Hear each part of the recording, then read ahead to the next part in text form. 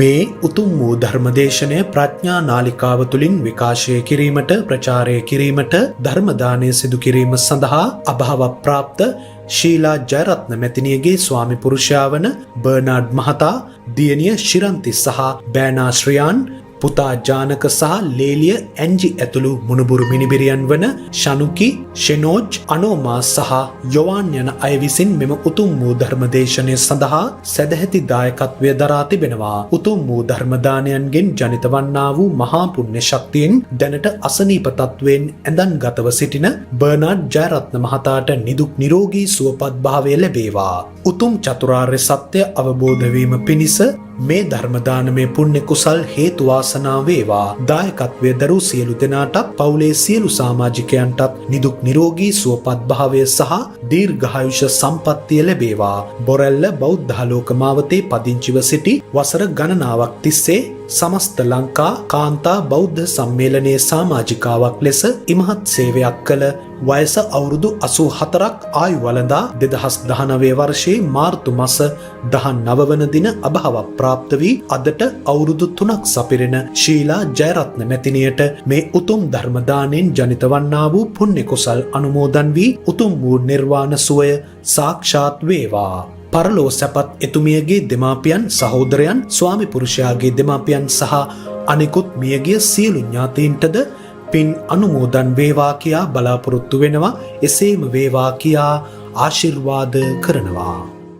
නමෝ තස්ස භගවතෝ අරහතෝ සම්මා සම්බුද්දස්ස. නමෝ තස්ස භගවතෝ අරහතෝ සම්මා සම්බුද්දස්ස. නමෝ තස්ස භගවතෝ අරහතෝ සම්මා සම්බුද්දස්ස. අත්තාහි අත්තනෝ නාතෝ කොහිනාතෝ පරෝසියා අත්තනාව සුදත්තේන නාතං ලබති අත්තනාව සුදන්තේන නාතං ලබති දුල්ලභං තී. ධර්මානුශාසනාවෙහි සදහැවර අනුග්‍රහක දායකත්වය දරන්නා වූ පවුලේ අය ඇතුළු ධර්මශ්‍රවණය කරන්නා වූ සදහැවතුනි, සංසාර ගමන මරණය පිළිබඳ පැහැදිලි කිරීමක් කරන්න කියලා තමයි ඉල්ලලා තියෙන්නේ. තවත් හේතුවක් ඉදිරිපත් කරලා තිබෙනවා. ඒක පසුව මම පැහැදිලි කරන්නම්. සුජීවත්ව වයෝවෘද්ධ සිටින ස්වකීය පියාණන්ගේ සිත සකස් වෙන්න පුළුවන් ආකාරයේ ධර්ම දේශනාවක් කරන්න කියලා. එතකොට එහෙමනම් සංසාර ගමන පිළිබඳවත්, එහි නිමක් නැති ආකාරය පිළිබඳවත්, හමුවීම් වෙන්වීම් පිළිබඳවත්, ඒවා අස්වාභාවික අසාමාන්‍ය දේවල් නොවන බවත්, ඒ වගේ ඒවා සිය දහස් වතාවකට සිදුවී ඇති බවත් තේරුම් ගන්න ඕන.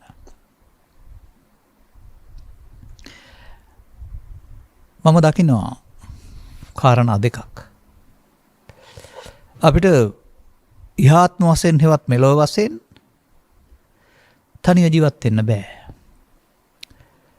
උදව්වට, උපකාරයට, සහයෝගයට, සහභාගීත්වයට තමන්ගේ අය කියලා වටපිට පිරිසක් ඉන්න ඕන. ඒකට කියන්නේ සම්මුතියින් කියලා. එනිසා අපි හැදෙන්නෙම සමූහ සත්වයෝ විදිහට.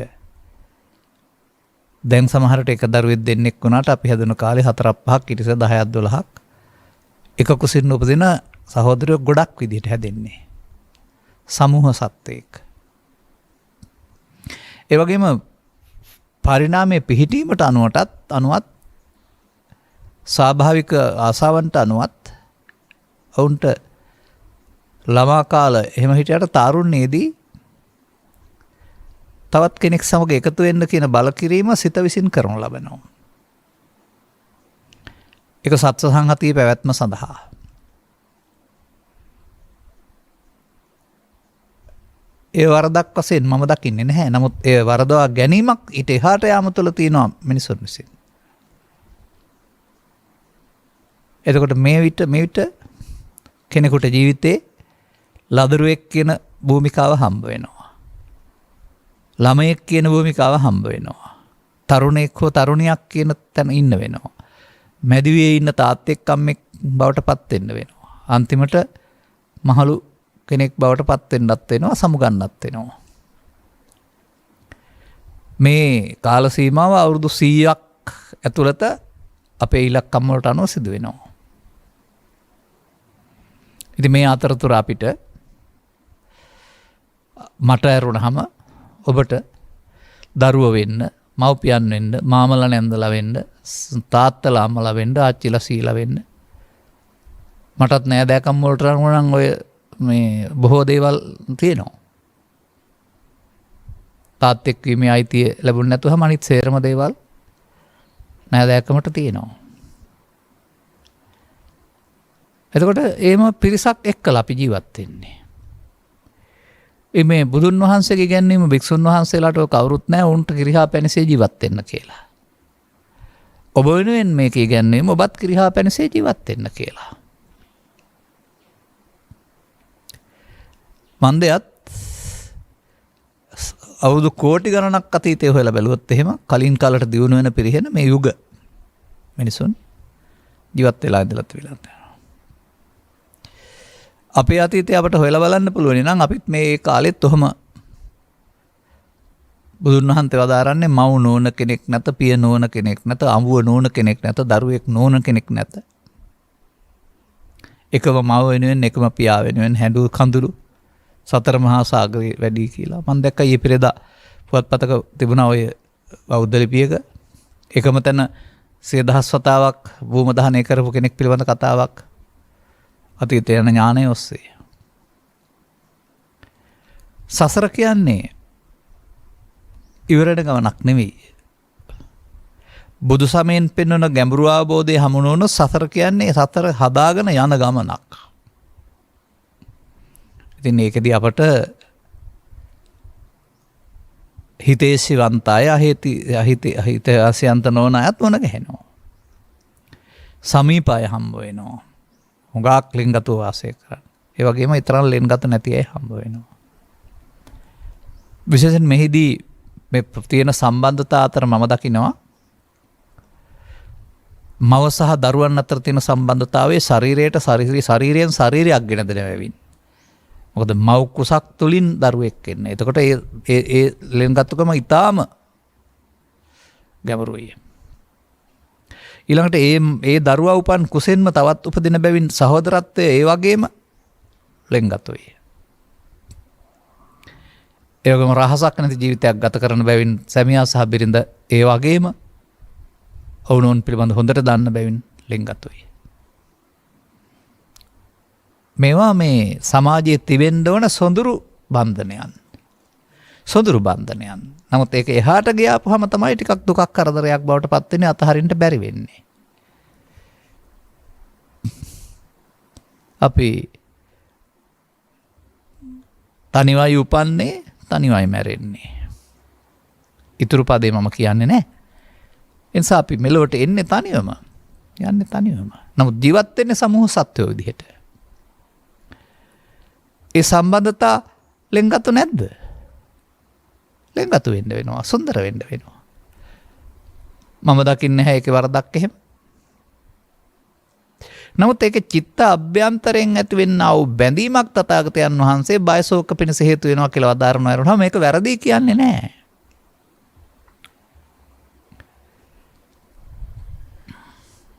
නමුත් ජීවිතේ මුලදී මේ තත්ත්වයන් තේරුම් ගත්තාම ජීවිතය තුළ ජීවිතය නිරවුල් කරගන්න පුළුවන්. නමුත් ජීවිතේ මුල ඒ බඳු තත්ත්වයන් තේරුම් ගත්තේ නැත්නම් සමහර විට පවට නැඹුරුනොත් හෝ නැත්නම් පිනට නැඹුරුනොත් එහෙම ඒ තුළ අනාගතයක් නිර්මාණය වෙනවා. එතකොට එහෙමනම් ශරීරයේ ලදරු තරුණ මහලු මැදිවියේ මහලු දක්ෂයන් ගොස් අපට අයිති නැති දේ ආපහු පොළොවට දෙන්න වෙනවා. ඒ තුල හිටපු අපනැවති පුද්ගලයා කය නෙමෙයි, එක් රැස් කළා වූ කුසල අකුසල කර්මයන්. මේ කය දුර්වල වෙනවා තමයි. බුදුන් වහන්සේ වදාළේ කය නම් දුර්වල වෙනවා සිත දුර්වල කරගන්න නැතුව ඉන්න කියලා. දැන් මේ පියාණන්ට වෙලා තියෙන්නේ කයත් දුර්වල වෙලා සිතත් දුර්වල වෙලා. උන් ලෙන්ගතුව ඉන්නේ නැති. නමුත් පළමුව තනිවෙන් හිටියේ ආයෙ එකතු වුණේ. මව වෙන්න ඕන බැවින් පියා ඉතුරු වෙනවා නැත්නම් කල් තියා පියා වෙන්න ඕන නම් මව ඉතුරු වෙනවා. මේ ලෝකේ මේක පළවෙනි අවස්ථාවද? මම දන්නවා එක මයණි කෙනෙක් අවුරුදු 48ක් ජීවත් වුණා ස්වාමියාවෙන් වෙලා. තව අය ස්වාමියා ජීවත් වෙනවා බිරිඳ වෙන්න වෙලා අවුරුදු 30ක් 40ක්. ඒවා අපට පාලනය කරන්න පුළුවන් දේවල් නෙමෙයි යම් යම් ස්වාභාවික දේවල්. ඔවුන් සතු කර්ම ශක්තිය වෙන්නත් පුළුවන් නැත්නම් අකල් මරණ වෙන්නත් පුළුවන්. මේ සිදුවෙන සියල්ල දරා ගන්නට ඉගෙන ගන්න එක තමයි බෞද්ධකම කියලා කියන්නේ. මේ ලෝකේ ඔක්කොම අපට කැමති විදිහට සිද්ධ වෙනවා නම් එහෙනම් ඉතින් අඬන්න දොඩන්න වැළපෙන්න වෙන එකක් නෑ ලෝකේ කාටවත්. අනේවයි තේරුම් ගන්න ඕන කාරණා. එහෙම නැතුව මේ බුදු සමය කියන එක මිනිසුන් පහළ වුණාට ඉස්සරලා පහළ වුණ එකක් නෙවෙයි.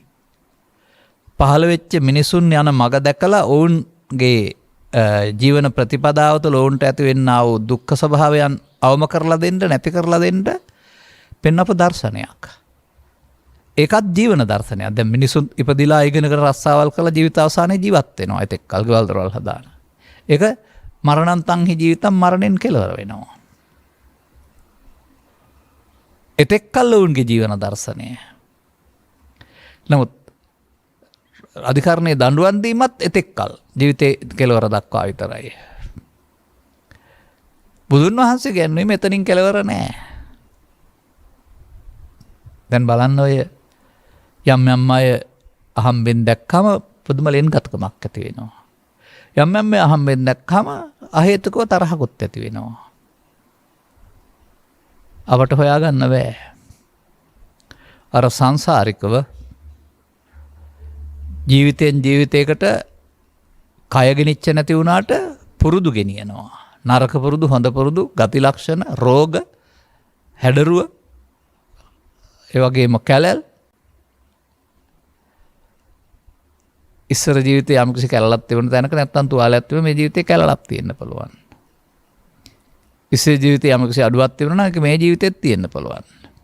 එහෙම ජීවිතෙන් ජීවිතයට පෘථග්ජන සමාජය තුළ කයෙන් ගෙනිච්ච නැතුවට චිත්තේන නියති ලෝකෝ. දැන් සසර ගමන පිළිබඳ මොකක්ද අපිට කියන්න තිබෙන්නේ? සසර ගමනක් තිබෙනවද? සසර ගමනක් හදනවද?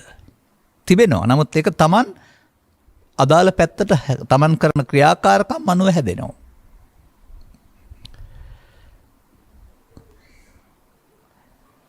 පරලෝ යන්න තමයි ඔක්කොම ඉන්නේ. කවුරුත් නොයන්න ආපු කෙනෙක් නැහැ. කෙනෙකුට පෙර කෙනෙකුට පසුව එහෙම වෙනවා. නැවතත් මොන ගැහෙන්න පුළුවන්. ලෙන්ගතෝ හිටියෝ නැවතත් මොන ගැසේවි. දැන් ওই බෝසත් චරිතය ආරම්භ බැලුවම යසෝදරා ප්‍රමුඛ මේගොල්ලෝ බෝසත් පිරිස, බුද්ධ පිරිස නැවත නැවතත් එකට ආපු කතාවක් සඳහන් කරනවා. අපට හමු වෙන සමහර කතන්දරවලදී මින් පෙර එහෙම ලෙන්ගත්තුව ඥාතීන් වශයෙන් හිටපුවා ඊළඟ ජීවිතේත් ඒ නෑකම නැතත් ලෙන්ගත්තුව හමු වෙනවා. ඉතින් දැන් තේරුම් ගන්න ඕන කාරණාව එහෙමනම් අපට එකට ජීවත් වෙන්න වෙලා සමුගන්න වෙනවා. එදායින් පස්සේ අපට එයාව මුණ ගැහෙන්නේ නැහැ. මුණ ගැහෙන්නේ මතකයක් විතරයි. දැන් අපි මේ පිළිබඳව අඩනොදුන්න වැළපෙන එකේ තේරුමක් නෑ. අපි හිත හදා ගන්න ඕනේ. මොකද අඩනොදුන්න වැළපෙන එක අපට බලපානවා ඉස්සරහට. දැන් මට්ට කුණ්ඩලි තාත්තා සැලකුවේ නෑ. සල්ලි තිබුණාට ලෙඩට වේද දෙන්න වෙයි කියලා එළියට දාලා හිටියා වස්තුව පෙනේ කියලා. මරණයටපත් වෙනවා බුදුන් දැකලා. බුදුන් දැක පැහැදීමෙන් දෙවියන් අතර ඉපදෙනවා. මට්ටකුණ්ඩල ඊට පස්සේ පියා ඊට පස්සේ ගිහින් අඬනවා සොහොනේ. ආදාහනේ භූමදානේ කරපු තැන. දරුවා මතක් කර කර අඬනවා. මෙතෙන්ට ආවයි කියලා තියෙනවා. මෙයාත් ඇවිදින් පැත්තකට වෙලා අඬනවා. දැන් දෙන්නට දෙන්න අඬනවා ඇහිලා. මොකද අඬන්නේ? මෙයා කියනවා දරුවා මිය ගියා. ඒ ගැන අඬනවා. කියලා. මෙයාත් අඬනවා. අඬන්නේ ඉරයි හඳයි දෙකෙන් කරත්තයක් හදලා දෙනකන් අඬනවායි කියලා. රෝද දෙකක් පාවිච්චි කරලා. ඔයා හරි මෝඩයිනේ. ඉරයි හඳෙන් කරත්ත හදන්න බෑනේ කියලා කිව්වයි කියලා තියෙනවා. එයා කිව්වයි කියලා කියනවා මට වඩා ඔයා මෝඩයිනේ කියලා. මම නම් පේන දෙයකටවත් අඬනවා. ඉරයි හඳයි දෙකට. ඔයා අය කවදාවත් දකින්න හම්බ වෙන්නේ නැති කෙනෙක් වෙනුවෙන් අඬන්නේ මට වඩා ඔයා නෙමේද මෝඩ කියලා ඇහුවයි කියලා තියෙනවානේ. හැමදාම මතක් කරමින් අඬන්ට නෙමෙයි ජීවිතේ අවශ්‍ය වෙන්නේ සිත හදාගන්න. මේ ලෝකේ දරුවන් මිය ගිය, අඹුව මිය ගිය, සැමියා ගිය අය හැමදාම අඬ ඉන්නේ නැහැ. ඒ හිදැසට තව කෙනෙක් එනවා නැත්නම් අපි හිත හදනවා. ඒ තේරුම් ගන්න ඕන. මොකද මේ ජීවිතයෙන් එහා පැත්තට අපිට සාමාන්‍ය කෙනෙකුට ගමනක් තියෙනවානේ. පිරිනොම් වඩිනවා නෙමෙයිනේ. පවෙන් හෝ පිනෙන් හෝ ධානෙන් පරලෝ යනවා. අඬනවා කියන්නේ ශෝකයෙන්. එතකොට දුකින් පරලෝ යන අනාගතයට හොඳ නැහැ. ඒ නිසානේ අර මරණාසන්න මොහොතේ පිරිත් දේශනාවක් කරන්නේ, පරිකරක් පූජා කරන්නේ. හිත හදන්නේ. ඒ නිසා ඒ බඳු පියෙක් Taman රැකබලා ගන්න ඕටෙන් කරන්න දරුවන් මුණුපුරන් ඉන්නවා කියලා දැකලා ඉන්න අය පිළිබඳ සතුට වෙනව ඇරුණාම ගිය කෙනෙක් සම්බන්ධයෙන් තවදුරටත් අර මට්ටකුණ්ඩලිගේ පියා ඉවත් වෙච්ච ගියා දරුවා සම්බන්ධයෙන් අඬනවා වගේ තේරුමක් නැහැ නේ. කිසා ගෞතමිත් ඔය වැඩේම කළා. දරුවා මැරිලා ඔසවතබානේ යනවා. මැරුණා කියලා හිතන්නේ නැහැ. එහෙම වික්ෂිප්ත බව වෙන්න පුළුවන්. ඒක විහිළුවක් නෙමෙයි. මම දැක්ලා තිනවා මේ මගේ ජීවිතෙත් එහෙම බලාපොරොත්තු නොවන මොහොතක මව්පියන්ට ඒ බඳු දෙයක් වීම තුළ වික්ෂිප්ත වෙනවා. දැන් නොමලගේකින් අබමිටක් හොයන්න ගිහිල්ලා ඔබලගයක් නැති බව දැනගත්තාම මල දරුවා සොහනට විසි කරයි කියලා තියෙනවානේ. දැන් මේ පියාගේ ප්‍රියාදර බිරිඳ කියන්නේ දැන් මල දරුවෙක්. අපට ආයෙ ගන්න බෑ. ඒ ගැන සිතමින් දුක් වෙන එක දෙපැත්තකට පාඩුවක්. ඒ දෙපැත්තට පාඩුව මම කියලා දෙන්නම්. බැරි වෙලාවත් මේ ගිය මව නැත්තම් බිරිඳ පරදත්ත උපජීවියෙක් වෙලා ඉන්නවා නම් එහෙම මේක පේනවා. එතකොට මා නිසා තවත් දුක් වෙනව නේද කියලා එයාත් දුක් වෙනවා. ඔය පාංශුකූලයෙන් පස්සේ අඬන්න එපා කියලා මම කියන්නෙත් ඒකයි. පරදත්ත උපජීවියෙක් වෙලා ඉන්නවා නම් එයා ගෙදර ඇවිදින් දැක්කම දැන් මම නැති නිසා මේ අඬන්නේ කියලා එයාට පව් දෙනවා වෙනවා. එතකොට එයා දුකටපත් කරනවා වෙනවා අඬන වැළපෙන අය. නමුත් සිත හදාගෙන පින් දුන්නාම අපේ කැමැත්තක් තියෙනවා. එහෙනම් එන දුකක් නෑ ඒගොල්ලන්ට කියලා හතට වෙනවා. ඒ නිසා අපිට එතනක් තියෙනවා කාරණයක් තේරුම් ගන්න. අනුමෝදති වගේම අනුශෝචතිත් බලපාන්න පුළුවන්. මෝදති අපි පාංශුකෝලේ දීලා හෝ පිරිකරක් පූජා කරලා හතට වෙන එක. එතකොට පින් කැමති අර ආපපුද්ගලයාත් දැකලා සතුට වෙනවා අනුමෝදති. ස්වාමින් වහන්සේලා ගියයින් පස්සේ පෙට්ටිය වහලා ඊට පස්සේ ආයෙ අරගෙන ආයෙ අඬනවා නම් දැන් ආයෙත් සෝචති නේද? ඇයි පාංශුකෝලේ විතරද පේන්නේ අඬනවා පේන්නේ නැද්ද? දැන් සෝචති නම් අනුසෝචති ආපහු දුක් දෙනවා නේද? ඔය කියන මවතුමිය ගිහින් ඉන්නේ බඳු තැනකට නෙමෙයි නම් ගැටලුවක් නැහැ. ඒවකට නම් තවදුරටත් එහෙමනම් එයාටත් දුක් වෙන්න හිතෙනවා මොකද මේ නැති එකේ දුක විඳිනවායි කියලා. අන්න එහෙම ඒක බලපානවා. ඒ මියගිය කෙනාටත් බලපානවා. අනිත් එක ජීවිතේ අග ඉන්න කෙනෙක් සතුටින් පරලෝ යන්න ඕන. අඬනවා කියන්නේ දුක් වෙන කාරණයක් නෙවෙයි. දරුවන් වෙනුවෙන් බිරිඳ වෙනුවෙන් කළ යුතුකම් සිහි කරලා සතුටු වෙන්න ඕන. ශාසන වෙනුවෙන් යමක් කළා නම් සමාජය යමක් කළා වෙන යමක් කළා නම් සිහි කරලා සතුටු වෙන්න ඕන.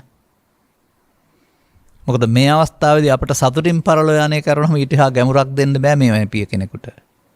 පරලෝ යාම සුගතිගාමී කරනවා නම් පරලෝ නොයාම කියලා දෙන්න බෑ.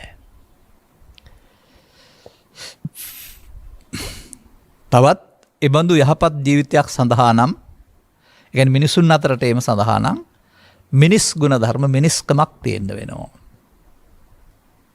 අන්න ඒ නිසා අපි දැකලා තියෙනවා හදිසි අවමගුල් බලාපොරොත්තු නොවන යෝගයන් දැකලා තිබෙනවා 100,000 ගණනක්. ඇතැම් විට අපට පාංශුකොලේ දෙන්න බැරි තරම් අඬන තැන් අපි දැකලා තියෙනවා. නමුත් ඔවුන් හැමදාම අඬ ඉන්නේ කවුරුත්. ඇතැමෙකුට කඳුළු වෙයි 7 දවසේදී ඇතැමෙකුට එතකොටත් නැහැ. ඉදිරියට ඒක මොකද වෙන්නේ? හදා ගන්නවා. ඒ නිසා නොලැබෙන දෙයකට හඬා පළක් නැත මම මෙහි සැනසෙන්නම් කියලා ගීපදයක් තියෙනවා. මට ඉතින් ගාථාවයි ගීතයයි දෙකම සමසම මතක් වෙන කෙනෙක් නේ. එහෙනම් ඒක තේරුම් ගන්න ඕන. අපි තනිව ඉපදුනේ එකට ජීවත් වෙනවා. එකට යන්නේ නැහැ තනියම යන්නේ අනිත් අය ඉතුරු කරලා. මේ යන විදිහ Tamanට බලපානවා. අනේ හින්දා තමයි මේ සංසාර ගමන පිළිබඳව මතක් කරන්න වෙන්නේ. ඊට මත්තෙන් මරණය පිළිබඳවත් මම මතක් කරලා ඉන්නම්. මරණය කියන්නේ බිල්ලෙක් කියලා හිතන්න එපා. ජීවිත අවසානයේ තියෙන මරණයට වඩා ළමා කාලේ ඉඳලම අපි ළඟ මරණයක් වෙමින් ආවේ. අන්නේ මරණය දකින්න නැති නිසා තමයි අපට ওই මරණයේ ප්‍රශ්නයක් වෙලා තියෙන්නේ පුද්ගලයෙක් මැරෙනවයි කියලා.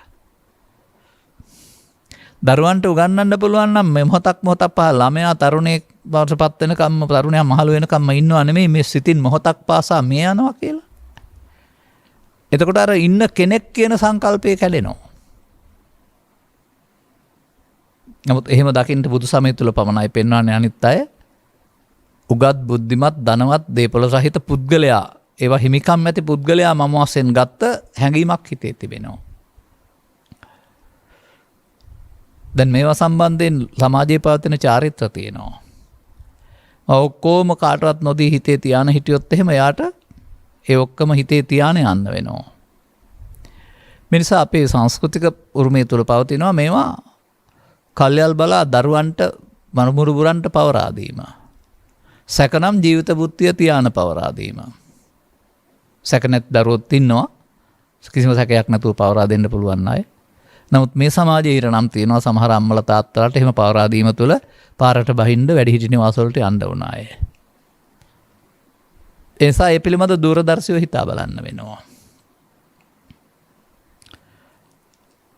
එතකොට මේ මවගේ මියාම නෙමෙයි මේ පියාගේ රෝගී තත්ත්වයට හේතු වුනේ. ඒ පිළිබඳ ලෙන්ගතුකමින් තමන් සිතට ගත්ත කාරණාව. අන්න එතනයි ඒක තේරෙන්නේ. යහපත්ව ඉන්නේ නැති ලෙන්ගතුව ඉන්නේ නැති නමුත් අපි දැනගන්න ඕන කවදා හෝ එකට නෙවෙයි ඉපදුන්නේ වෙන් වෙනවයි කියන එක. ඈයේ මොහොතේ ඇති වුණ සංකල්පයට උන පරලෝ ගොස් ඇති. මේ සංකල්පයට අනුව ඊළඟ ජීවිතේදී මොන ගහෙන්නත් පුළුවන්, තව පස්සේ මොන ගහෙන්නත් පුළුවන්. එමයි බුදු සමය උගන්වන්නේ. එසා මරණං තංහි ජීවිතම් මේ සම්බන්ධතා මේ ඉඩකඩම් අයිතිය සියල්ල ජීවිතෙන් කෙලවර වෙනවා කියන එක කල්ැතුව පිළිගන්න ඕන. තවත් කාරණයක් තියෙනවා. ලෝකේ සිදුවීමක් තියෙනවා. ඒකත් බුදු සමය නම් කරනවා ලාභය අලාභය සැප දුක නිന്ദා ප්‍රශංසා ආසයස. මෙවන් හතරක් විතරක් පිළි අරන් ජීවත් වෙන්න බෑ. එකට ඈඳිලා තියෙන්නේ මේක. එනිසා අටම හිමි වෙනවා. ලාභයේදී උඩපණින්දයි අලාභයේදී අඬණ්ඩයි තමයි බුදුදහම දන්නේ නැති අය පුරුදු වෙන්නේ. බුදුදහමේ උගන්වන්නේ දෙකම දරා ගන්න කලබල නොවේ. ඒක අර කම්පාව පුරුදු කරගත්තාම කම්පාවේ පුරුද්ද එනවා. පුරුදු කරගත්තොත් අපට කම්පා නොවෙන්න ඒකත් පුරුද්දක් බවට පත් වෙනවා. දරා ගැනීමේ ශක්තිය. මේ ආශ්‍රයෙන් අනිත් ජීවත් වෙන අය කල්පනා කරන්න ඕනේ ඒකයි. යුතුයකම් ඉටු කරන්න ඕන තමයි. ලෙන්ගතව ඉන්න ඕනේ තමයි. නමුත් තනිවයි උපන්නේ තනිවයි මැරෙන්නේ. එකට කෑවත් බොක්ක වෙනයි කියලා කියවනක් තියෙන්නේ. එක යහලයට එක පවුලේ කෑන්දේ එක සහෝදරත්වයේ එක ගෙදර එක බාහිරින් බැලුවම හරිය. නමුත් කර්ම ශක්තියින් අනුව එක එක්කෙනාට වෙන වෙනම තමයි මග හැදෙන්නේ. නිසා අසාධ්‍යව රෝගීව නිවසට ආවයි කියලා සඳහන් කරලා තිබෙන්නේ. ඒ මේ නිසා හටගත්ත ශෝකයෙන්. දැන් බුදුන් වහන්සේ වදාරන්නේ සිත ලෙඩ වෙනකොට කය ලෙඩ වෙනවායි කියලා. දැන් මේ අසනීප තත්ත්වයක් මේ අතිශය ශෝකී තත්ත්වය මත වෙන්න පුළුවන්. ඒ නිසා මලක් පහනක් පූජා කරන පිරිත් ටිකක් අහන තේරෙනවා නම් බණ ටිකක් අහන ඒ අර සිත සතුට කරන්න පුළුවන් කැමැති යහපත් පැත්තකට යොමු කරගත්තාම සිත හොඳ වෙනකොට තවත් යම් කාලයක් ජීවත් වෙන්න ආයුෂ තියෙනවා නම් ලෙඩත් අඩු වෙනවා. නකුල පීතුමාට වදාලේ කය නම් ලෙඩ වෙනවාම තමයි සිත ලෙඩ කරගන්න නැතුව ඉන්න කියලා. මේත් නකුල පීතුමෙක් මට පේන්නේ. හිත ලෙඩ කරගන්න එකයි ගැටලුව තියෙන්නේ. නමුත් ඔබට අඩුවක් බිරිඳගේ අඩුපාඩුව නැති වුණාට ඔබට දරුවන්ගේ මොනුබුරන්ගේ අයගෙන් මේ අඩුපාඩු සැකසෙනවා නම් කෑම්බීම් ඇඳුම් පැළඳුම් බෙහෙත් හේත් එනම් ඒකනේ ජීවිතය අගට ඕන. ඔය කොරෝනා සමයේ අපි දකින්නේ පාරේ දාලා යනවා වැඩිහිටියෝ අයිතිකාරයෙක් නැතුව. එහෙම නරුම මිනිසුන් ඉන්න රටක නිවාඩු දාගෙන ගෙදර නතර වෙලා සේවකයන් යොදාගෙන මව්පියන් රකින්න සත්පුරුෂ දරුණුත් ඉන්නවානේ. මේ දෙපැත්තම ලෝකේ තියෙනවානේ.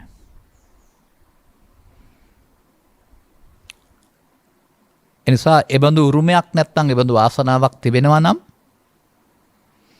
ඒ ගැන සතුටු වෙන්න ඕනේ. අපි හැමදාම මෙහි ඉඳාවේ නැහැ. අපේ හිත කැමති වුණාට ශාරීරිකව අපට දීලා තියෙන කාලය නිමා වෙනවා. උපරිම 100කින්. දුර්වල වෙන තරමට ඉක්මනින් කයින් වැඩ ගන්න බැරි වෙනවා. ඊට පස්සේ අපි තවත් කයක් හදාගන්න යන්න ඕන නම් මනුස්ස ධර්මයන් අපේ හිතේ තිබුණොත් තමයි මනුස්ස කයකට යන්න පුළුවන් වෙන්නේ. අමනුස්ස ධර්මයන් තිබුණොත්, දේව ධර්මයන් තිබුණොත්, පාප ධර්මයන් තිබුණොත්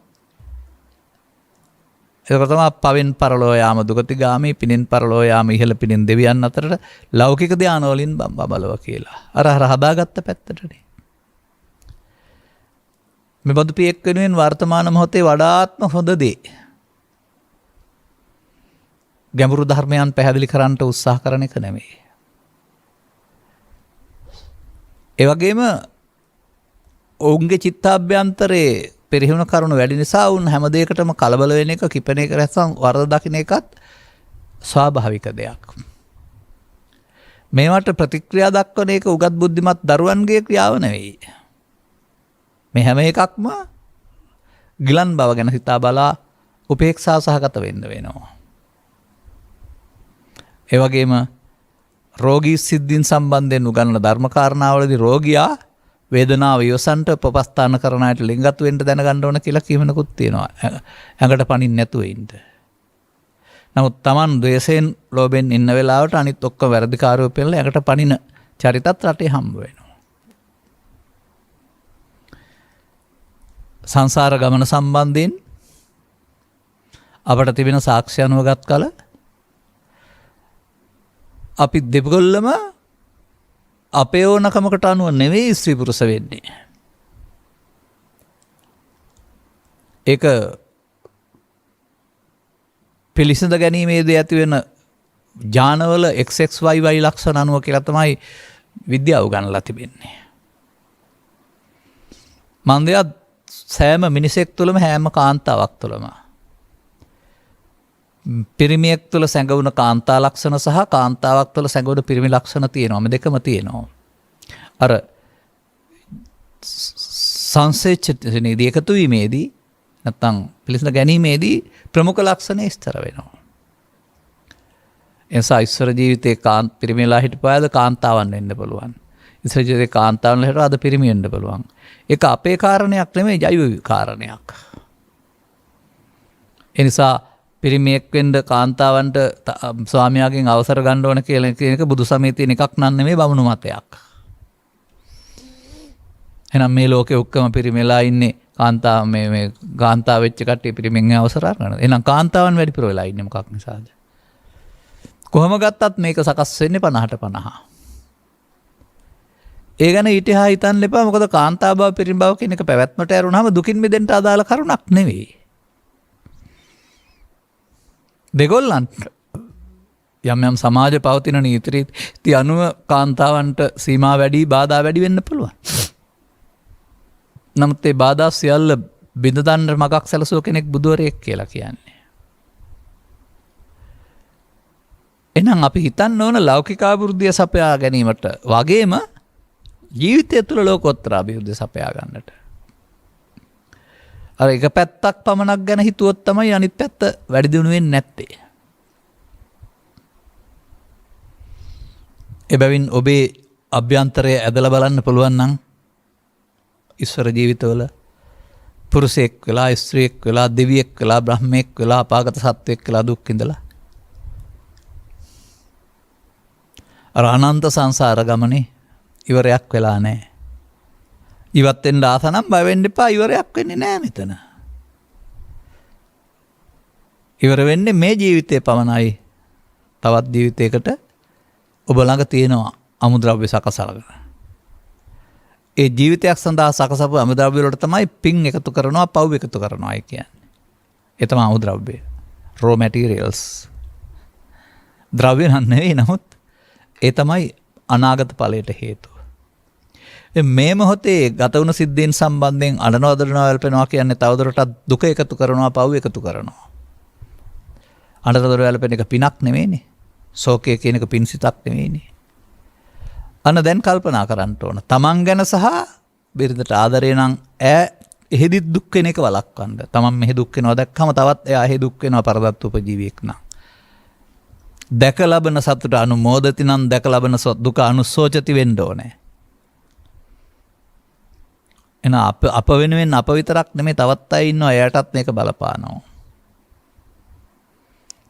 තවත් සංසාරේ දවසක එකතු වෙලා එකට ඉන්න හරි එකට නිවන් දකින්න හරි පෙරම් පුරන්න පුළුවන් ඊළඟද. දැනට මෙතන හදන්න ඕන කාරණාව ලැබෙන ජීවිතයක් තිබෙනවා ඉස්සරහට ඒක සුගතගාමී කරගන්න. මරණයට පත් වෙනවා තමයි. නමුත් මරණයට පත්වීම තුළ චේතනාවේ තිබෙන්නේ කයෙන් පේන්නේ මරණයට පත්වීමක්, චේතනාවේ තින්නේ පිනෙන් පවෙන් මරණයට පත්වීමක්. බෞද්ධ පවුල්වල උපන් අයට නෙමෙයි මිනිස් වර්ගයා කාටවත් පවෙන් මරණයට පත්වීම හොඳයි කියලා පිළිගන්නේ අපි. අනිසා බොහෝ කල් ගත කළ ජීවිතය තුළ එකතු කරගත්තා වූ මිනිස් ගති ලක්ෂණ අපට උදව් වෙනවා. පෙන්වන්නේ වල ගාතාවල පිනෙන් පරලෝ යන කට්ටිය නෑදෑයෝ ආපුවම පිළිගන්නවා වගේ සතුටින් පිළිගන්නවා පින විසින් කියලා. එබැවින් අපි සතු ගති ලක්ෂණ මවක් වෙලා, පියෙක් වෙලා, ස්ත්‍රියෙක් වෙලා, පුරුෂයෙක් වෙලා, දුවෙක් වෙලා, පුතෙක් වෙලා, පාලකෙක් වෙලා, සේවකයෙක් වෙලා ඔය කියන හැම චරිත ලක්ෂණම අපි ළඟ තියෙනවා. කතුක මොකද මේ අනුමතග්ගෝ යම් භික්ඛවේ සංසාරෝනේ. බුදුන් වහන්සේ වදාළ පරිදි පෘථග්ජන පුද්ගලයාට සසර කියන්නේ සසර කියලා කියන්නේ අගක් මුලක් දිගු ගමනක් ආපු එකක්. ඒ අගේ මුලේදී ගත වූ පැත්ත පදනම් කරන අනාගතය සකස් වෙනවා.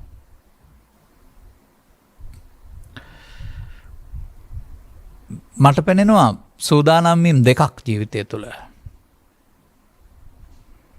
දැන් බොහෝ පාපකාරී ජීවිත සූදානම් ඉබේ සූදානම් වෙනවා පවෙන් පරලෝ යන්න. ඒක සූදානම් වීමක් වශයෙන් මම දකින්නේ බෞද්ධ පවුලක් තුළ. කල්ැතුව හිතලා මේ ශරීරය සහ සියලු දේවල් අතහැරන දේවල් කියලා. එහෙනම් ඒ ගැන හුරු වීම තුළ සූදානම් වෙනවා. ඒවා කෙරෙහි පවතිනා වූ දැඩි බැඳීම අතහැරලා පිනෙන් පමණක් පරලොව යන්න. ඒක එක සූදානම් වීමක්. අපාගත වීමෙන් වළකින්න මිනිසුන් අතර හෝ දෙවියන් අතරට එන්න. තවත් සූදානම් වීමක් ගැන අපි කියලා දෙනවා. ඒක ඉතින් තරුණ වයසේ අයට ඇරුණාම මේ බඳු වැඩිහිටි පියෙකුට අදාළ නැහැ. මොකද බුදුන් වහන්සේත් අදාළනේ අවුරුදු 120 අයට උඹලා දැන් තුන් වයසේ ඉක්මවා ගිහින් ඉන්නේ දැන් පරලෝ යහපත් කරගන්න පිනක් කරගන්න කියලා. පරලෝ නොයන්නත් සූදානම් වෙන්න තියෙනවා. මම නම් දකින්නේ මේ බුද්ධෝත්පාදයක මිනිසත් බව ලබා ගත්තාම ජීවිතේ මුලදීම මේක තේරුම් අරගෙන පරලෝ නොයන්න සූදානම් වෙන එක තමයි නියම ආගමික ජීවිතය. එතකොට මේ මොනවා අතහැරුණත් ඔය අඬන්න දොඩන්න වැළපෙන කාරණේ එන්නේ නැහැ. එනිසා අතීතය දෙස හිතා බලන්න වෙනවා. වර්තමානයේ සිතා බලන්න වෙනවා. මේ සාමාන්‍ය මේකට කියන කතාවක් තියෙනවානේ.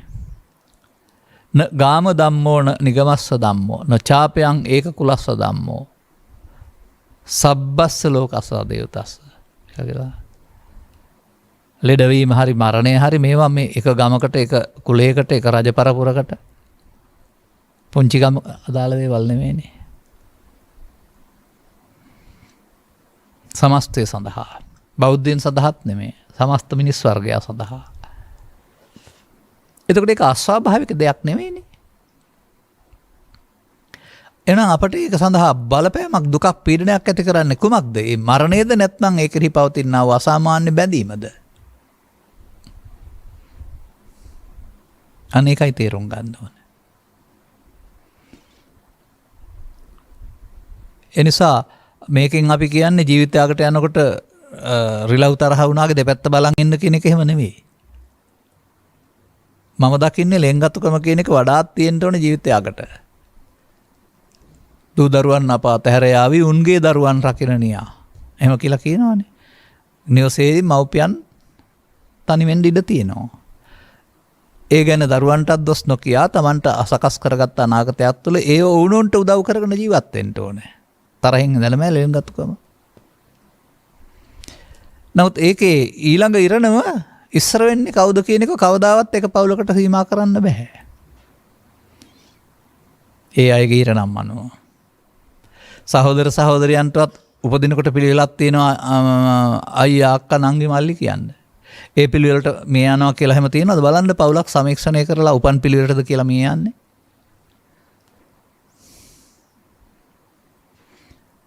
ලාබාලාය මේ යන්න පුළුවන් වැඩිහිටියා ඉතුරු වෙන්න පුළුවන්. ඒකට ක්‍රමයක් නැහැනේ. ශාරීරික රෝගී වීම සහ කර්ම ශක්තියින්ගේ ස්වභාවය අනුව. මේවා අස්වාභාවික දේවල් නෙවෙයිනේ. එනිසා ජීවිතේ මෙතනින් ඉවර නැහැ. එහාට හිතන්න ඒක යහපත් වෙන්න නම් තවත් එවුන් ප්‍රිය බිරිඳක් හමු වෙන්න ඕන නම් මිනිසුන් අතරට එන්න වෙනවා. තවත් එවුන් දරුවන් ඕන නම් මිනිසුන් අතරට එන්න වෙනවා. මිනිසුන් අතර එන්න නම් මිනිසුන්ගේ ආශ්‍රය වලින් පරලෝ යන්න වෙනවා. දෙවියන් අතරට ගියයි කියලා එහෙන් ගමන කෙලවර කරන්න වෙන්නේ නැහැ. දෙවියන් එක් රැස් කරගත්ත පින ටික ඉවර කරලා මෙහෙ එන්න වෙනවා. බ්‍රහ්මයින් අතරට ගියයි කියලා එතනින් ඉවර වෙන්නේ නැහැ. ධානය ටික ඉවර කරලා මෙහෙ එනවද කොහේ එනවද දන්නේ නැහැ. දේවදත්තරත් අපාගත කියලා එතනින් ගියයි කියලා ඉවර වෙන්නේ නැහැ. ඒක ගෙවලා මෙහෙ එන්න වෙනවා. සසරේ ඇවිදින්න පුළුවන් මිනිසෙකුට පවෙන් පිනෙන් ධානයෙන්. සසරේ නිදහස් වෙන්න කාටවත් බෑ කියලා මම හිතන්නේ. මිනිසුන් දරුණාම අනේ ලබාගත් ජීවිතයේ සසරේ ඇවිදීම හොඳ කරගන්න එක වළංගු වෙන්නේ ගැඹුරු දහමක් නොතේරෙන පෘථග්ජන සමාජයට. දසවස්තුක සම්මාදිට්ඨිය හික්මෙනවා කියලා අපි එකට කියන්නේ. තව එහාට සසරෙන් නිදහස් වීම ආර්ය සම්මාදිට්ඨික සමාජයට අදාළ කරුණක්. මේ බැවින් තමන් ආදරෙන් හිටියනම් රැක බලාගත්තා නම් බෙහෙත් ගෙනත් දුන්නා නම් අඩුපාඩුවක් තිබ්බේ නැත්නම් ඒවා සියල්ල පුරුෂ ධර්ම, සත්පුරුෂ ධර්ම, මිනිස් ධර්ම. ඒවනම් මතක් කරලා සතුට වෙන්න පුළුවන්. අනේක අනිත් සමාජයේ හිතට ගන්න ඕනේ. පශ්චාත්තාපේ ඉන්නේ මේවා කලේ නෑ නේද කියලා. මට මතකයි එක සිද්ධියක්. දරුවෙක් අකාලේ මිය යනවා. හේතුව අපි දන්නේ නැහැ.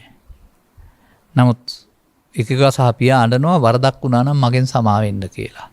ඔහුගේ හිත ඔහු අතින් මොකක් හරි වැරද්දක් සිදු වුණ බවට ඔහුට දොස් පවරනවා. පශ්චාත්තාපය, පසුතැවීම. අන්න බුදුන් වහන්සේ වදාරන්නේ ජීවිතේ පශ්චාත්තාපයට පත්වෙන දේවල් කරන්න එපා. එතකොට දුක ඔහු අනු වෙන්නේ. යංකත්තා නානුතප්පති තංචකම්මං කතං සාදු. යම් දෙයක් කරලා අපට තැවෙන්න සිද්ධ වෙන්නේ නැත්නම් මතක් කරන මොහොතේ සතුට වෙන්න පුළුවන් නම් ලෞකික වශයෙන් ඒක පෘථග්ජන කෙනෙකුට තෘප්තිමත් දෙයක්. අනේ ඒ බුදුන් වහන්සේලා පැහැදිලි කරන න්‍යාම ධර්මයේ තේරුම් ගන්න ඕන. කෙනෙකුට හැමදාම ඇවිදින්න යන්න බෑ. වන්දනාවේ යන්න බෑ. පයින් යන්න බෑ. විශේෂයෙන් වෘද්ධ භාවයේදී ශරීරය අබල දුබල වෙනවා, රෝගී වෙනවා, පෙරසේ දුවන්න පනින්න බැරි වෙනවා. මට මහලු වයසේ බැරිය වෙන ගායනා පෙරසේ කියලා ගුත්තිල පඬිතුමත් කිව්වනේ. එතකොට අර පෙරසේ ඇවිදින්න යන්න වන්දනා ගමන් යන්න නෙවෙයි කලකී දේවල් නිවසේ ඉඳලා මතක් කරන්න පුළුවන් නම් දැන් තංචකම්මං සතං සාදු නේද අර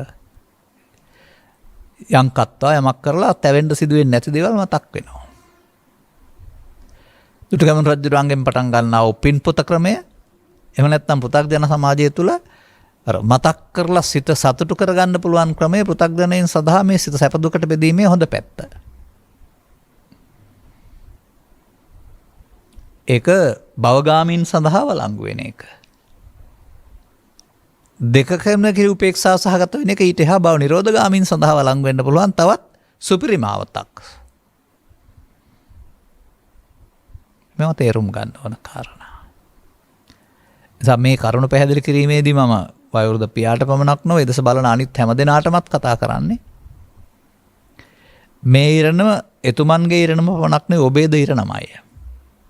එතනින් එහාට ඔබේ ඉරණම සැකසෙන්නේ ඔවුන්ගේ කටයුතු අනුව නොව ඔබේ කටයුත්තට අනුවයි.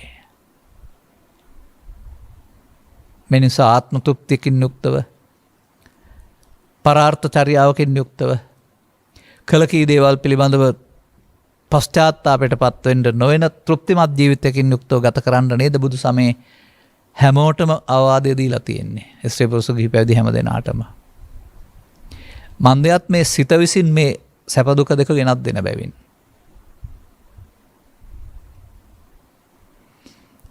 එබැවින් අපට පැවරෙන වගකීම් වලදී සියලු දෙනා එක හා සමානව වගකීම් ඉටු කරන්නේ නැහැ. ඉටු කළ යුතුයි කියලා නීතියකුත් නැහැ. ආත්මාර්ථකාමී මිනිසා නම් අවශ්‍ය දේවල් ලබාගෙන මග ඇරලා යන්න බලනවා. ඉරකඩම් හරි සැප සම්පත් හරි ලියාගෙන පැත්තට නෑවිදින් ඉන්න දරුවෝ ඉන්නත් පුළුවන්. ඒවා මොනවා නොලැබුණත් ආදරෙන් සලකන දරුවෝ ඉන්නත් පුළුවන්. මේ විවිධ අදහස් ඇති සමාජයේ හැම දෙයක්. ඉතින් ඔවුන් මේ අනුන්ට කරනවා කියවට Tamanටයි කරගන්නේ. අන්න ඒක හිතන්න ඕන. ඒ සමහර නාට්‍යවල පෙන්නන්නේ ඇත්ත නෙවෙයි. අසනීපුණෙන් පස්සේ බලන්න ඇවිදින් ඉඩම ගැන කතා කරන ඉඩම ලියා ගන්න කතා කරන දරුවෝ. එතකොට ඇවිදින් තියෙන්නේ බලන්න නෙමෙයි ඉඩම ලියා ගන්නවා. බලන එක ව්‍යාජයක්. ඒ වුණාට ඔය මොනම දේවත් බලාපොරොත්තු නැතුව පනසේ මව්පියන්ට සලකන රැක බලා ගන්න දරුවෝ නැද්ද මේ රටේ? උගතුන් අතර බුද්ධිමතුන් අතර ස්ත්‍රීන් අතර පුරුෂයන් අතර. ඒ නිසා මම දකින්නේ අර තමන්ට සතුට වෙන්න පුළුවන් කාරණේ පැවරෙන වගකීම යුතුයකම ඉටු කිරීම. මග ඇරීම තමන්ගේ හදවතට දුක් දෙන්න වෙනවා. හොඳට හිතේ තියාගන්න. අර දරුවන් 8 දෙනෙකුට පත් වෙන ඉන්න කතාවක තියෙනවානේ. බමුණුගේ කතාව මහලු පියෙකුගේ කතාව. ඔවුන්ට පවරා දුන්නා සියල්ල. ලේලිවරු ගෙදරට ආවම ඇයි අපේ පුතා ඔය මේ අපේ මහත්තයාට වැඩියෙන් දීලාද කියලා ඉලව ගත්තා කියලා ඒක ගෙදරකටත් තියාගන්න නැතුව.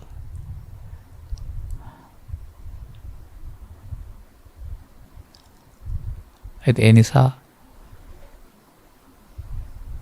ඒ පෙන්වන්නෙත් මිනිස්සුන්ගේ ක්ලේශ ස්වභාවයන් ක්‍රියාත්මක වෙන හැටි.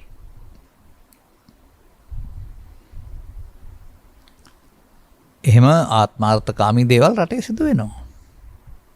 බිරිඳ අසනීප වුණාම සැමියා දමා යනවා. සැමියා අසනීප වුණාම බිරිඳ දමා යන දේවල් තිබෙනවා. නමුත් දිවිහිමියෙන් අතහැර යන්නේ නැති ඒ බර දරණ අයත් ඉන්නවා. අර කතාවකක් තියෙන්නේ කාන්තාවක් කොටෙක් කර තියාගෙන ගියයි කියලා සැමියා බවට පත් කරගෙන. ඒවා එක එක ඉරණම් ස්වභාවයන්. තමන්ට හමු වෙන ඉරණමක් තියෙනවා. ප්‍රතික්ෂේප කරන්නේ නැතුව සතුටින් බාර ගන්නයි ඉගෙන ගන්න තියෙන්නේ. මේ සසර නිමාව නෙවෙයි. මේ පියාට මේ බිරිඳ අන්තිමටවට මුණ ගැහුණා නොවේ. තව සසර ගමන යනවා නම් නැවතත් ලෙන්ගතුකෙන් මුණ ගැහෙවි. ලෙන්ගතුකෙන් මුණ ගැහෙන්න සත්තු වෙලා බෑනේ මිනිස්සෙක් වෙලා ඉන්න වෙනවා. එහෙමයි ඒ ගැන කල්පනා කරන්න ඕන. නමුත් තථාගතයන් වහන්සේගේ ඊළඟින් නැවතෙන අසුරු ගසන සැනක්ක සසර වර්ණනා කරන්නේ නැහැ. මොකද ලබාගත් ජීවිතයක් තුළ මේ සසර ගමන හදාගන්න එක පුතග්ජනයින්ගේ වැඩක්, සසර ගමන නිමා කරන එක ආර්ය පුද්ගලයන්ගේ වැඩක් කියලා. බන්දයත් මේ පිළිබඳ හිත හදාගන්න බැරි වුණාම විවිධ ජාති වලින් ඉපදුනහම උන්ට අර ඒ දුක හම්බ වෙනවා.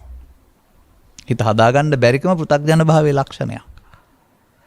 ඔවුන්ට තේරෙන්නේ නැහැ මේ සිතට එන සිතුවිල්ලකට මං විඳවන්නේ දැන් ඒක දෙයක් නෙවෙයි කියලා. දැන් මේ පියාණන් තේරුම් ගන්න ඕන. හිටියේදී බිරිඳ හිටියා ශාරීරිකව. දැන් නෑ ආයේ එන්නේ නෑ. දැන් මතක් වෙනකොට ඒ බිරිඳ නෙමෙයි සිතුවිල්ලක්. ඒකට එකතු කරපු අගේ තමා දැන් ඔය දුක් ගෙනත් දෙන්නේ. බිරිඳ නෙමෙයි දුක් ගෙනත් දෙන්නේ. තමන් ඒකට එකතු කරපු බැඳීම තමා දැන් දුක් ගෙනත් දෙන්නේ. දැන් මතක් වෙනකොට ඒ ඔස්සේ දුක් විඳින්න ගොඩ දුක් වැඩි වෙනවා. ඒක සිතුවිල්ලක් වශයෙන් දකින්න පුළුවන් නම් ටික පශ්චාත්තාපේ නැත්තම් දුක තුනී වෙලා යාවි. හීන පේනකොට බිරිඳ පෙවුනහම එතකොට බිරිඳ නෙමෙයි හීනයක් නේ සිතුවිල්ලනේ දැක්කේ.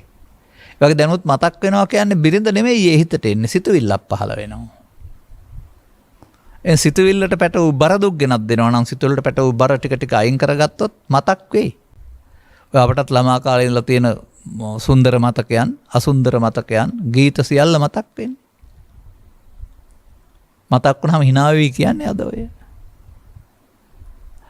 අනේ නිසා ඒ මතකේ නෙමෙයි දුක් ගෙනත් දෙන්නේ බර. බර අයින් කරගන්නයි හැමෝම ඉගෙන ගන්න ඕනේ. යුතුයකම් මත හරින්න නෙවෙයි. ඉතින් මේ බඳු පියෙකුට මේ කාරණාව පැහැදිලි කර දීම අපහසු කරුණක්. මේ ඉල්ලීම මතමයි මම ඒක පෞද්ගලික මට්ටමින් මෙහෙම කරන්නේ. නැත්තම් මේ බඳු ධර්ම දේශනා අපි භාවිතා කරන්නේ නැහැ තරම්. නමුත් මේවා බැරි හැම නැහැ අපට.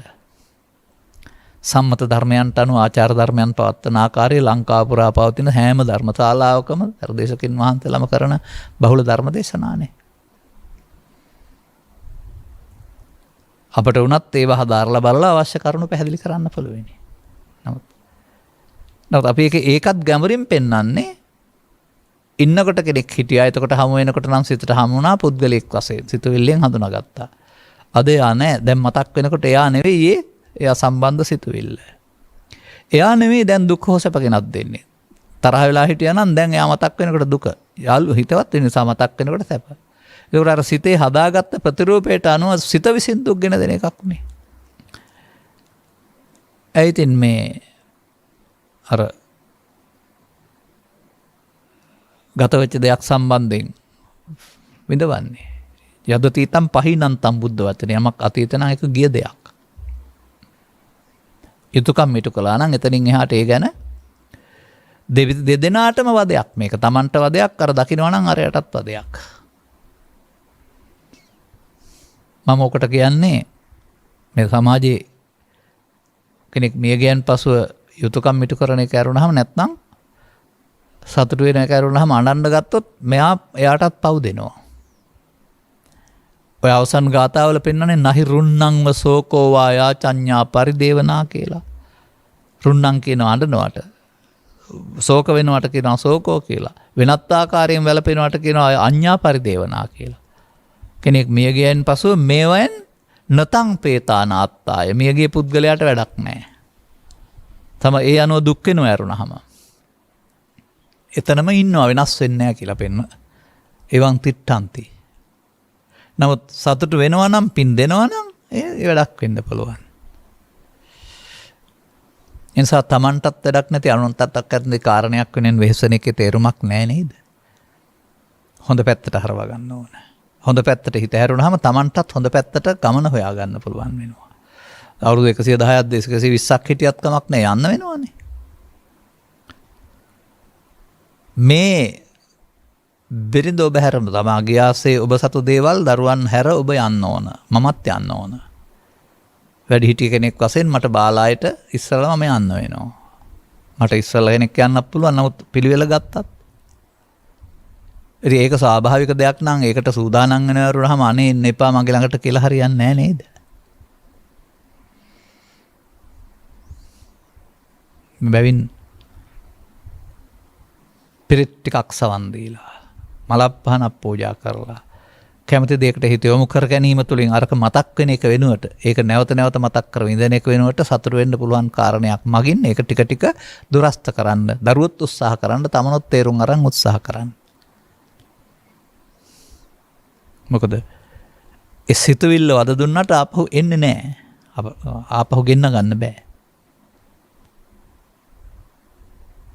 ඒකත් තේරුම් ගත්තාම අර සාමාන්‍ය සමාජයේ දවස් 7කින් මාස 3කින් ಗುಣ සමරනවා මව්පියන්. යනවා අඬන්න දුරන්න වැළපෙන්නේ නැහැ නේ කවුරුවත්. ඒ අර මතකයේ තිබුණට අර බර ස්වභාවයේ අයින් වෙලා ගිහින්. එහේ මීටත් එහාට සිත හදන ධර්මතා මේකේ පවතිනවා.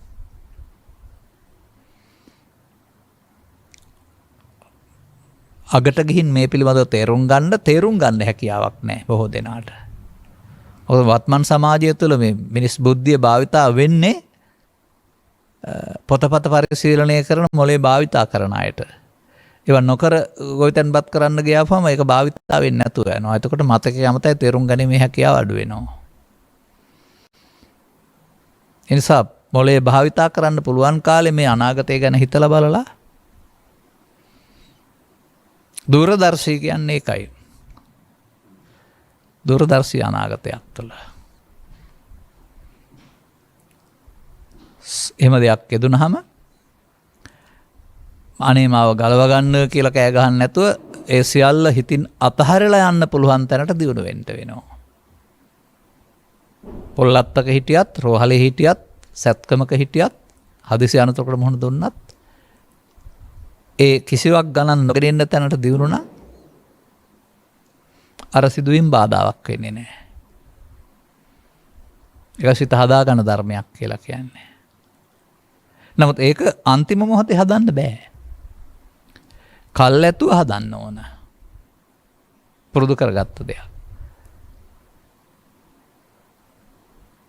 එබැවින් ලබාගත් ජීවිතයෙන් එහා පැත්තට යන්න තියෙනවා නම් සුගතිගාමී වෙන එකයි වටින්නේ. ලබාගත් ජීවිතේ මුල නම් ඉන්නේ දුගතිගාමී සුගතිගාමී දෙකම භවගාමී. ඊට එහා සසරේ ඇවිදින්න නැති වෙන්නත් හදන්න පුළුවන් ක්‍රමයක් මේකේ තියෙනවා. එතකොට මොනවා සිදු වුණත් පහයෝ ගමිස්සාමි කතං මේ සරණ අත්තනෝ කියලා බුදුන් වහන්සේ වදාළේ. ඔබලා අතහැරලාම යනවා. හැබැයි මට සරණ කරගෙන තියෙන්නේ. අන්නේ හින්දා මගාතාවේ මම ගත්තේ එකයි තමන්ට මෙන්න මේ අධ්‍යාත්මික ගමනේදී තමන්ට තමන් පිහිට වෙන්නේ කවුරුත් පිහිට වෙන්නේ නැහැ. එතකොට තමා දමනය කරගත්තොත් ඒ පිහිට ලබනවා කියලා පෙන්නනවා. තමා කියන්නේ මෙතන සිත ඔය ඇදෙන පැත්තට යන්නේ නැතුව ශික්ෂණයට පත් කරගන්නවා නම් අදාළ කරුණු එතුමන්ට තේරුම් ගන්නට ලැබෙනවා නම් අදාළ වගකීම් දරන්නා වූ දරුමුණුවරන්ට තේරුම් ගන්නට ලැබෙනවා නම් වියයුත්ත වඩාත් සුබවාදී වෙනවා ඇති. කතා කීපයක් උදව් කරගෙන මම මතක් කළේ එකයි. ගාථා කීපයක් උදව් කරගෙන මම මතක් කළේ එකයි. මේ පියාණන් වෙනුවෙන් ධර්ම දානයක් එතුමන්ට සවන් දෙන්න ලැබෙනවා. ජීවිතේ බාධක නැත්තම් කම්කටොළු වලට මුහුණ දී නොසැලී සිටින ආකාරයේ බුදු සමයෙන් උගන්වනවා. සැලෙනවා කියන එකේ තේරුම බුදු සමයේ අදාළ මේ අධ්‍යයනය ලබා නැති බව. වර්තමානයේ තිබෙනවා යම් යම් ගැටලු කීපයක්. මේවා තුළ අපි දකිනවා මිනිස්සුන්ගේ සැලෙන ස්වභාවය. උගතුන් බුද්ධිමතුන් පින්වන්තයින් කියලා කිව්වට සැලෙන ස්වභාවය දරා ගන්න කලමනාකර කරන්න බැරි බව අපි දකිනවා. ඒවට විසඳුම් හොයන්න ඕන සැලෙන ස්වභාවයක් නැතුව. අවුටයි වැස්සටයි විදුලියටයි ඉන්දනෙහිගේටයි රජයටයි සියලුම දෙනාට දොස් පවරනයි නැද්ද? ඒ සැලෙනව නේද? අන්න තමන් කොතරම් මේ වගේ අභියෝගදී සැලෙනවද කියලා තේරුම් ගන්න අවස්ථාවක් කරගන්න මේක. ඒවා එනවා. නොසලී සිටින්න ඉගෙන ගන්න ඕන. අදාළ කරුණු තේරුම් කර ගැනීම සඳහා ඒ පියාණන්ට පවුලේ අනිකුත් අයට නැත්නම් මේ සරල ශේෂනාවට සවන් දුන්න අනිකුත් හැම දිනාටමත් ජීවිත අවසානයේ කළමනාකරණය කරගන්නට අවශ්‍ය දුරදැක්ම ලැබේවායි කියන ප්‍රාර්ථනය අප විසින් කරනු ලබනවා.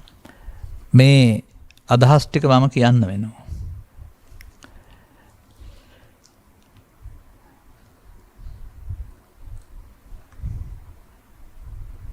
සිරාන්තිද සිල්වා මහත්මිය මං හිතන්නේ මේ ප්‍රධාන අදහස ඉදිරිපත් කරන්නේ. මාගේ පියාගේ සිත සංසුන් කිරීම සඳහා ඉල්ලා සිටිමි. මාගේ මව මේ යන විට පියා ඊටාම අසාධ්‍ය තත්වයකට පත්ව රෝහල් ගතව දැඩි සත්කාරයකකේ සිටියේ. ඇය මිය ගොස් වසර 3ක් වුවත් ඔහු තවමත් ඇය සිහි කරමින් අඬනවා. ඔහුට දැන් වයස අවුරුදු 92යි. ඔත්පල වී එකතැන්ව සිටී. ඔහුගේ දුක දුරු කිරීමට ධර්මදේශනාවක් බලාපොරොත්තු වේ. ඔන්න තේමාව. ඇයි මේ පෞද්ගලික දෙයක් කළේ කියලා ඔබ හිතන්න එපා. මේ ඉල්ලීමක්. මෙම උතුම් ධර්මදේශනයේ ප්‍රඥාලිකාව තුළින් විකාශනය කිරීම සඳහා සැරේ දායකත්වය දරන ලබන්නේ අභාවප්‍රාප්ත ශීලා ජයරත්න මැතිණියගේ ස්වාමි පුරුෂයා වන බර්නාඩ් මහතා, දීනේ සිරන්ති සහ බෑනා ශ්‍රීනාත්, පුතා ජානක සහ ලේලි එන්ජි ඇතුළු මුණුබුරු මිනිවිරියන් වන ශනුකී, සෙනෝජ්, අනෝමා සහ යොවාන් යන අය විසින් අරමුණු අතර දැනට අසනීප තත්ත්වයේ ඇඳන් ගතව සිටින බර්නාඩ් ජයරත්න මහතාට නිදුක් නිරෝගී සුවපත් භාවය සිත හැදීම තුළින් ලැබෙන දෙයක්. උතුම් චතුස්සත්‍ය අවබෝධය පිණිස මෙම ධර්ම දානමය පුණ්‍ය කුසලයේ හේතු වේවා. සංසාරයේ පිළිබඳ තේරුම් ගන්න, Tamanට ඇත් වී තියෙන ඉරණම පිළිබඳ තේරුම් ගන්න, සියදහස් වතාවේ මෙවදු ආර මේ බඳ තත්ත්වයන්ට මුහුණ දීලා ඇති නේද කියලා තේරුම් ගන්නට ලැබෙනවා නම් ඊට එහා ගමනක් යන්නට මිනිස් කායකින් පුළුවන් බව තේරුම් ගන්න ලැබේවි. දායකත්වයේ දරුවෝ සියලු දෙනාටත් පවුලේ සියලු සමාජිකයන්ටත් නිදුක් නිරෝගී සුවපත් භාවය සහ දීර්ඝායු සම්පatti ලැබේවා. සදාකාලික නිදුක් බව නිරෝගී බව කාටවත් ලැබෙන්නේ නැහැ. කය ලෙඩ වෙනවමයි. ඒ වගේම බලාපොරොත්තු නොවන අභියෝගයන් එනවමයි. කළමනාකරණය කර ගැනීම සඳහා අවබෝධය අවශ්‍ය වෙනවා. ප්‍රාර්ථනා කළ පමණින් සියල්ල සතුටින් සිදු වෙන්නේ නැහැ. එහෙනම් හිත හදාගන්න දහමක් ඕන නැහැනේ. අපි හිතන පරිදි ඔක්කොම සිදු වෙනවා නම්.